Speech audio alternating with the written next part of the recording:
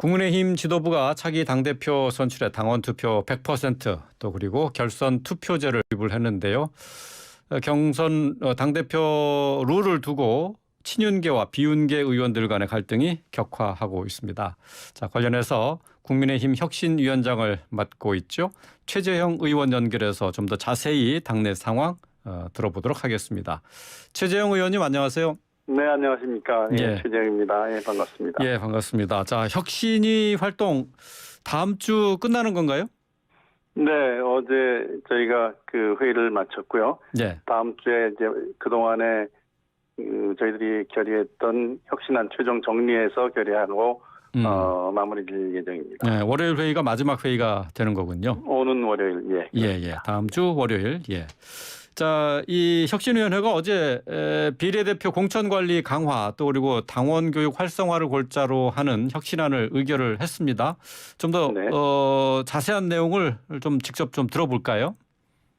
네, 저희가 그동안 총 6차례에 걸쳐서 혁신안을 발표했습니다. 예.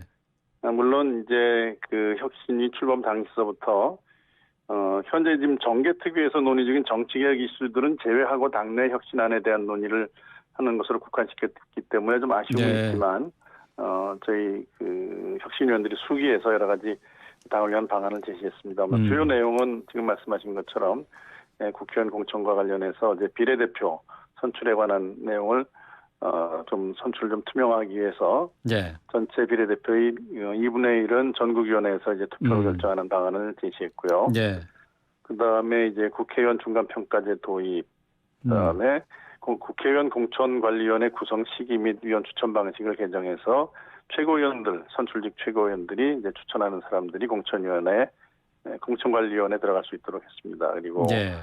공직 후보자 기초자격평가제도, 그다음에 여의도연구원 혁신방안, 온라인 당원 투표제, 정책발안제, 당원교육 혁신방안 등 여러 가지 혁신안을 마련해서 예. 최종적으로 정리할 예정입니다. 예. 국회의원 중간평가제 도입하는 것도 결정이 된 건가요? 네, 그렇습니다. 국회의원 중간평가를 도입해서 아마 이제 공천할 때 예. 그 평가 자료로 사용할 수 있도록 그렇게 하는 방안을 저희들이 제시했습니다. 네, 정치개혁 이슈를 제외했다고 말씀하셨는데 그게 해당되는 게 3선 이상 연임 제한 이 부분인가요? 어떤 겁니까? 정당법 개정이나 예. 선거법 개정 같은 큰 이슈들은 이제 정계특위에서 이미 논의되고 있는 이슈들이 있습니다. 예. 그런 이슈들은 저희가 혁신위에서 그걸 범위가 아니죠. 범위는 아닌 거고. 이게 이제 그 정계특위에 논의하는데 마치 저희 당론처럼 비춰질 오해가 될 소지가 있어서 저희들이 그건 제외하고 논의를 했죠. 예, 그렇군요. 자, 혁신안을 어쨌든 월요일 날 최종적으로 확인을 하고 이제 비대위에 넘기게 되는데 근데 비대위에서 이걸 다 그대로 받아들이지 않을 경우도 있지 않습니까? 어떤가요? 어쨌든 저희들이 수기해서 당을 위해서 여러 가지 방안을 마련했습니다. 예. 그래서 저희들로서는 혁신안들이 당에서 채택돼서 국민들이 기대에 걸맞는 당의 변화의 시작점이 될 수 있도록 최선을 다하겠습니다. 예. 국민의힘이 내년 3월 전당대회를 앞두고 전당대회 룰을 조금 바꿨어요. 당원 투표 100%로 당대표를 선출하기로 했고요. 지금 여기에 대해서 최재형 의원께서는 좀 부정적인 의견을 갖고 있는 것으로 언론에 보도가 됐습니다. 외연 확장과 총선 승리에 도움이 될지에 대해서 부정적인 입장이다라고 말씀을 하셨는데 자, 이 얘기가 어쨌든 지금 100% 당심으로 대표를 뽑는 것에 대한 부정적인 결과를 예측하신 거다라고 봐야 되겠네요. 네, 저는 일단 좀 신중하게 좀 고려해봐야 될 점들이 있다라는 말씀을 드린 건데요. 네. 당대표를 이제 100% 당원 투표로 뽑는지 아니면 7대3 비율로 일반 여론조사를 반영하든지 어떤 방식도 나름대로 이유가 있습니다. 그리고 가능한 그 방안들이고요. 근데 문제는 이제 전당대회를 목전에 두고 또 당권 주자들도 이미 다 가시화되어 있는 상황에서 다양한 여론조사 결과까지 나오는 시점에 룰을 변경하는 것이 과연 바람직한가라는 점이죠. 이게 이제 특정 세력이나 특정인을 당대표로 세우기 위해 또는 당대표가 안 되게 하기 위해서 룰을 바꾸는 것이냐 아니냐 하는 의구심으로부터 자유롭지 못하기 때문이죠. 예. 그러니까 뭐 특정한 후보를 배제하려고 하는 것 아니냐 하는 뭐 의혹을 살 수 있다는 건데. 네. 지금 지난 그 민주당 이재명 대표 선출 당시에 네네. 그 개인 방탄을 위해서 당원 개정한 것 때문에 국민적 지탄을 받았고 우리 당도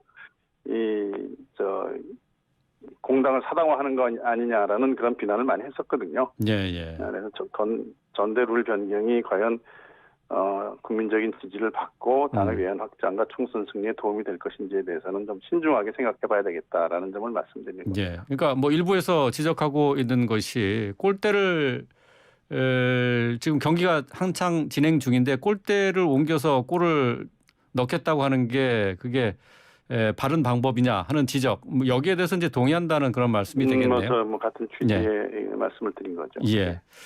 자, 이 당원 투표 100%로 당 대표를 선출하는 것에 대해서는 결국은 야당 지지층의 역선택을 막겠다 하는 것인데요. 이제 정진석 비대위원장이 이런 비유를 하지 않았습니까? 일반 반장을 뽑는데 3반이 와서 출삭되거나 방해하면 안 된다 이렇게 얘기를 했는데, 자, 이런 비유에 대해서는 어떻게 생각하십니까? 예. 뭐 반장 선거라는 비유가 이제 당대표 선거에 나오는 게 어떤지 모르겠습니다만 어쨌든 제가 문제를 삼는 것은 네. 당대표를 뭐 100% 당원 투표로 선출하는 것, 그다음에 일본 여론조사를 결과를 반영하는 것, 어느 것이 더 정당한가 바람직한가라는 네. 그게 논점이 아니고요. 그 논점이 아까도 아니다. 말씀드렸지만 전당대회를 목전에 둔 지금 갑자기 경선 룰을 바꾸는 게 국민의 상식선에 맞느냐라는 것이죠. 뭐 보수의 속성은 이제 신중하게 모든 일을 처리하는 건데요. 예. 국민의 상식에 벗어난 선택을 만일 했다면 결국 국민적인 비판에 직면하게 될 것 아닌가 하는 우려가 있다는 거죠. 예. 뭐 최재형 의원과 같은 견해를 갖고 있는 분들도 계세요. 그러니까 지금 당장 전당대회를 눈앞에 두고 전당대회 룰을 바꾸는 게 옳지 않다라는 지적을 하는 분이 많이 계시는데, 그러면서 당대표를 뽑는 것은 이게 지금 민심을 반영하는 것보다는 당원들의 의견을 따라야 하는 것이기 때문에 원칙적으로는 그게 맞는다라고 주장을 하기도 하는데, 그건 네. 어떻게 생각하세요? 아니, 뭐 누차 말씀드리지만 저 어느 방법도 괜찮다고 어느 생각합니다. 방법도 괜찮다. 예. 다만 지금 이제 경선을 바로 앞두고 룰을 바꾸는 예. 것이 과연 온당한가, 그 점에 대한 문제를 말씀드리는 거죠. 그런데 예. 그 룰 변경에 따라서 뭐 어떻게 될지는 사실 모릅니다. 그러나 선거 결과가 달라질 수도 있는데 예. 선거 직전에 갑자기 룰을 바꾸는 것이 과연 공정한가, 상식에 맞는가라는 예. 기준에서 보자는 거죠. 예, 알겠습니다. 자, 여론조사를 반영한 선출 방식에 대해서 비판을 하는 분들 가운데 이제 이런 주장을 하는 분도 계세요. 그러니까 대선 주자급 인지도를 보유한 후보에게 유리하다. 그러니까 대선 주자로 나서서 이미 국민들이 많이 아는 인지도가 높은 후보가 유리하지 않겠느냐 하는 부분입니다. 그렇기 때문에 당 운영이나 정치 비전에 상관없는 인기 투표가 될 가능성이 있다. 인기 투표가 될 가능성이 있다라는 지적인데요. 이런 부분은 어떻게 생각하세요? 뭐 그런 주장도 일리는 있지만 누차 말씀드리지만 지금 이미 이게 2004년서부터 10여 년, 20년 가까이 지금 저희들이 지켜온 룰인데 예. 꼭 전대를 앞두고 바로 이걸 바꾸는 것이 과연 온당하냐. 이게 선거 끝나고 다음에 바꿔도 되거든요. 예. 그런 점을 말씀드리는 겁니다. 예. 알겠습니다. 전당대회를 통해서 100% 당심으로 당대표를 뽑는 것과 함께 최다 득표율 이 50%를 넘지 않으면은 다시 결선 투표제를 도입하는 것도 이번에 이제 도입이 됩니다. 이 결선 투표제 친윤계 당선을 위한 안전장치가 될 것 아니냐라는 분석도 나오고 있는데 어떻게 보세요? 결선 투표제도 역시 뭐 얼마든지 도입 가능한 제도입니다. 그런데 뭐 제가 친윤 비윤이라는 표현이 좀 맞닿지는 않지만 친윤 후보가 이제 여럿 나올 것으로 예상되는 상황에서 이 결선 투표라는 게 결국은 친윤계 당선을 위한 안전장치로 보여지는 것, 그건 뭐 어쩔 수 없이 그렇게 보여지는 것 같습니다. 그래서 경선 목전에 두고 갑자기 이런 방식으로 룰 변경하는 것에 대해서 국민들이 어떻게 보실까라는 것에 대한 걱정이 있는 거죠. 예. 뭐 최재형 의원께서는 뭐 감사원장을 지내셨기 때문에 감사와 관련된 얘기를 좀 드려보도록 하겠습니다. 감사원이 그동안 문재인 정부의 정책과 관련해서 여러 가지 실정이라고 추정되고 의혹을 사고 있는 부분에 대해서 감사를 진행하고 있는데 어제 그제인가요? 대통령실 이전과 관련된 불법 의혹에도 감사에 들어갔습니다. 김건희 여사와 인연이 있는 것으로 알려져 있는 특정 업체가 리모델링 공사 특혜 수주를 했다는 의혹인 건데 자, 감사원이 현 정부를 향한 감사 실시 어떻게 보시는지요?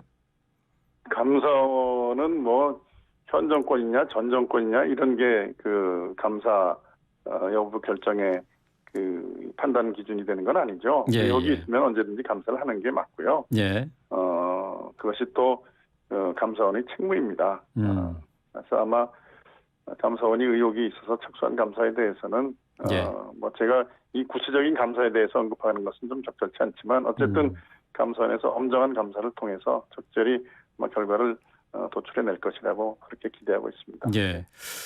민주당에서 지금 문제를 지적하는 부분을 하나 질문을 좀 드릴게요.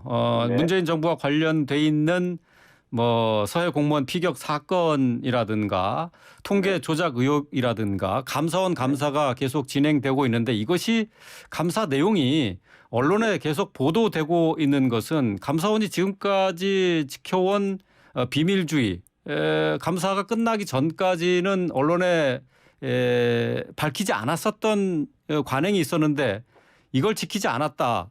감사원법 위반이다라고 지적하고 있습니다. 어떻게 보세요?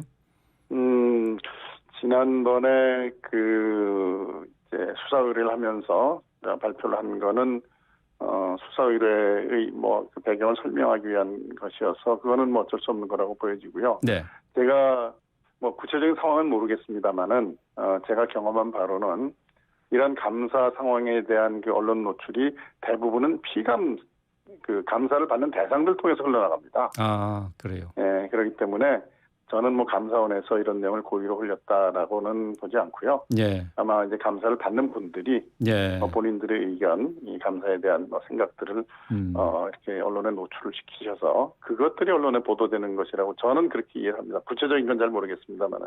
예, 알겠습니다. 오늘 말씀 여기까지 듣겠습니다. 고맙습니다. 네, 감사합니다. 네, 국민의힘 최재형 의원이었습니다.